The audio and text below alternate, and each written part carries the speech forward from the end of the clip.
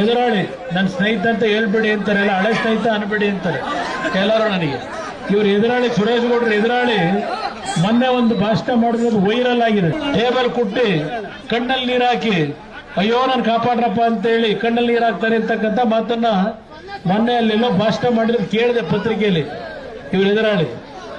ಆದ್ರೆ ನಾನು ಅವ್ರಿಗೆ ಹೇಳ್ತೀನಿ, ನಾನು ಹೇಳೋದು ನನ್ನ ಸ್ಥಾನಕ್ಕೆ ಯಾವತ್ತೂ ಹೇಳೋದಿಲ್ಲ, ನನ್ನ ಅಧಿಕಾರ ಹೋಯ್ತು ಅಂತ ಹೇಳೋದಿಲ್ಲ. ನಾನು ಹೇಳೋದು ನನ್ನ ಹಳ್ಳಿಯ ಬಡ ಕುಟುಂಬಗಳು ಸಂಕಷ್ಟಕ್ಕೆ ಒಳಗಾಗಿ ನನ್ನ ಮುಂದೆ ನಿಮ್ಮ ಕಷ್ಟಗಳನ್ನು ಹೇಳಲಿಕ್ಕೆ ಬಂದಾಗ ನಿಮ್ಮ ಕುಟುಂಬದ ಪರಿಸ್ಥಿತಿಗಳನ್ನು ನಾನು ಏನ್ ಕಾಣ್ತೇನೆ, ನಿಮ್ಮನ್ನ ನೋಡಿ ನನ್ನ ಕಣ್ಣಲ್ಲಿ ನೀರು ಹಾಕೋದು. ಅವ್ರಿಗೆ ಹೇಳ್ತೀನಿ, ನನಗೆ ಅಧಿಕಾರ ಹೋಯ್ತಲ್ಲಪ್ಪ ಅಂತ ಹೇಳಿ ಕಣ್ಣಲ್ಲಿ ನೀರು ಹಾಕಲ್ಲ.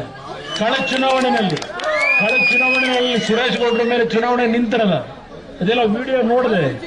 ಎಲ್ಲಾದ್ರಲ್ಲೂ ಕಣ್ಣಲ್ಲಿ ನೀರಿಸ್ಕೊಂಡು ಬಿಕ್ ಬಿಕ್ಕಿಸ್ಕೊಂಡು ಹೊತ್ಕೊಂಡು ನಿಮ್ಮ ಹತ್ರ ಓಟ್ ಕೇಳಿಲ್ವಾ?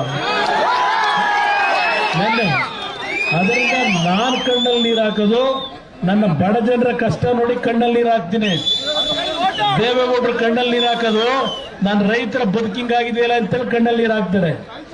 ಅದರಿಂದ ನಾನು ನಿಮ್ಮಲ್ಲಿ ಕೈ ಜೋಡಿಸಿ ಮನವಿ ಮಾಡ್ತೇನೇನೋ. ಇವತ್ತು ಕೊಪ್ಪಗೆ ನಾನು ಬರಲಿಕ್ಕೆ ಕಾರಣ ಏನೋ ಕೊಪ್ಪದಲ್ಲಿ ಬಹಳ ದೊಡ್ಡ ಮಟ್ಟದಲ್ಲಿ ಕಾಂಗ್ರೆಸ್ ಲೀಡ್ ಹೋಗ್ಬಿಡುತ್ತೆ ಅಂತ ಹೇಳಿ ನನಗೆ ಗೊತ್ತು. ಕೊಪ್ಪದಲ್ಲಿ ನಾನು ಬಹುಶಃ ಪಂಚರತ್ನ ರಥಯಾತ್ರೆಗೆ ನಾನು ಬಂದಾಗ ರಾತ್ರಿ 12:30 ಗಂಟೆ ನನ್ನ ತಾಯಂದ್ರು